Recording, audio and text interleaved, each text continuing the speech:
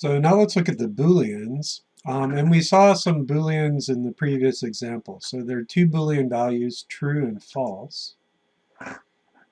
And the important thing to know is that we'll be using them next week when we learn about if statements and loops. But basically, the constant values true or false are built into PHP. And you can write them either in all caps or with a capital T or all lowercase. PHP doesn't care. But I'm going to be writing them in all caps because they're constant values. And so we saw a true value and a false value before. Here's an example of an if statement. Once again, we'll be seeing this next week.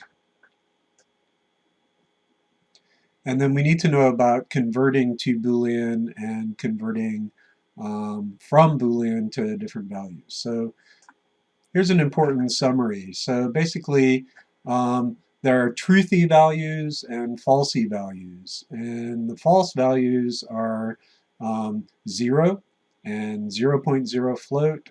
The empty string or the string 0 is considered a false value.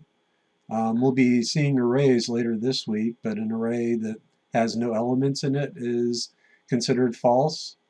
And we'll be seeing objects towards the end of the course, and objects with no member variables are false. Null is considered false, and simple XML, which is a resource type, we won't be looking at this term. Everything else, anything that isn't a falsey value, is considered a truthy value.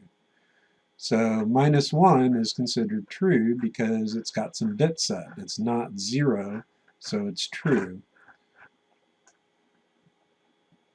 Here's some examples.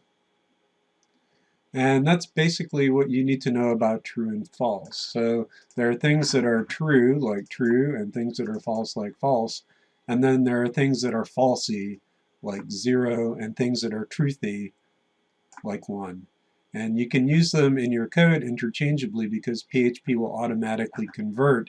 If you use a number like 1 in a position where it's expecting a true or false value, it will automatically convert that value for you.